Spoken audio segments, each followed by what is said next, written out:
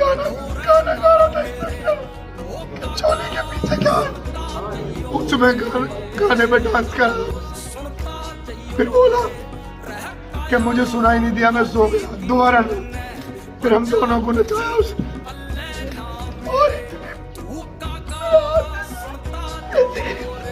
इसकी ये जो उंगलियां हैं जो हो रही हैं, क्योंकि 3 दिन की होगी, इसको ऐसा रख के उंगलियों को ऐसा खत्ते में रखवा के फिर यहाँ पे सकता है। ऐसे रखवा के पट्टे मारे नुकर। आज 4 दिन तक अगर तू रोटी खा लेना था मेरे नाम भी आ गया। फिर पैरों पे बजे, पैरों पे, कमर पे।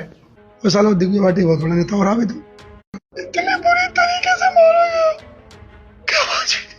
मैं कप्तान साहब के पैर पकड़ रहा था, साहब ऐसी क्या गलती हो गई, तो एक जूता मारा उन्होंने ऐसे और वो मेरी सीधी आंख में लगा, यहाँ कहीं बोले तुम तो बहुत बड़े नेता हो रहे हो भाई।